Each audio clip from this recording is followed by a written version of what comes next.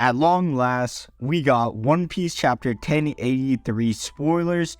The chapter title is The Truth of the Day, and the chapter cover is supposed to be Doflamingo. We don't know what it looks like yet. I'm sure it looks sick, especially if it's Doflamingo. I'm going to quickly summarize it because there's a lot going on here, and then I'll post the spoilers on the screen. Go check it out for yourself on Reddit or Twitter if you want to read the full thing, but I'm just going to summarize it because that's the best way to go about it. There's a lot of information. Alright.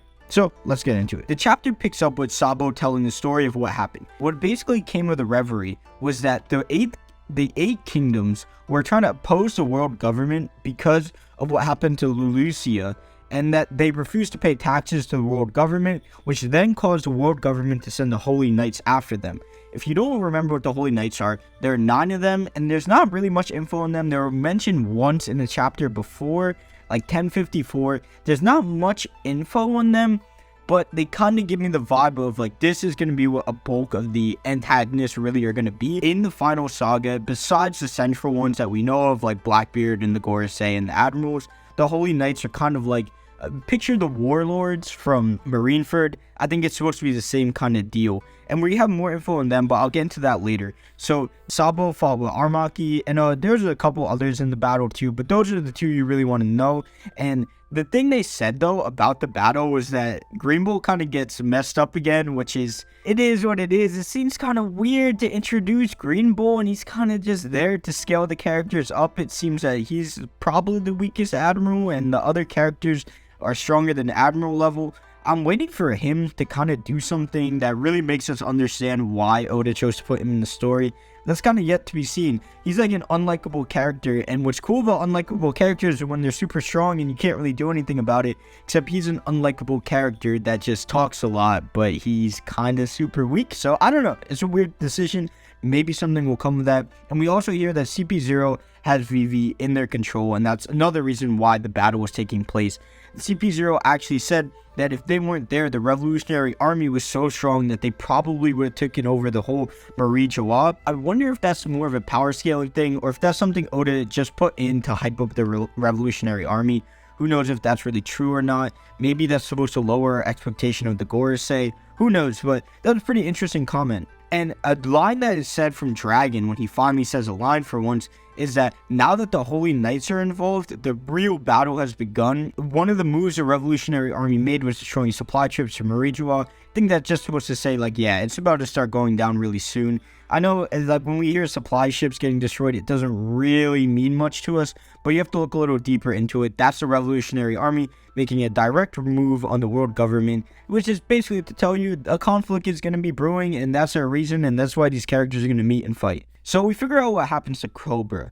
Cobra gets called into the Gorosei's office. To my understanding, he's headed there to meet the Gorosei, and he basically knows he's gonna die, and he tells Pell and Chaka to take care of Vivi. So he had a good feeling that he was gonna die, and then we can assume the Gorosei killed him. But we do know Sabo was standing next to him when he died, and that is a picture and not a drawing, and that is real, so that Sabo was present at the time of him dying.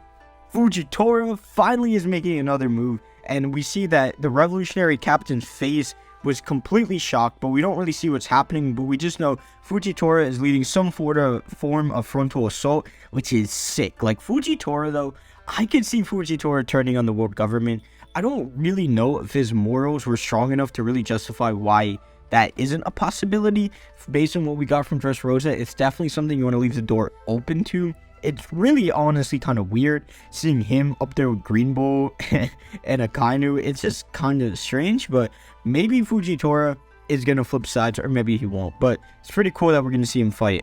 Here is what everyone's going to be talking about, and this is so crazy of a theory, but one of the details we get is that one of the Holy Knights in the middle looks like Shanks, has the same clothes, has the same sword, and has a sword in the same exact location. Now, why is this everyone saying, oh, that's Shanks' twin? That's what everyone's saying online. I don't know if this is the first time you heard it. That's what all the discussion is about. That's because years ago, Oda did an interview and someone asked him, like, why do you sometimes draw Shanks without a scar? And he kind of just paused for a moment and said, you got to think about it what you would. And then he basically says, like, sometimes I forget to draw the scar, and then kind of like laughed it off or whatever. And everyone's using that to imply that, you know, maybe Shanks does have a twin. Now, there's some points of evidence you can look to. One, Shanks acts completely different sometimes, and it's really off-putting. Also, like, sometimes he's super aggressive, sometimes he's super chill, which is completely fine for a single character. Like, he just flips a switch, and it's just what it is.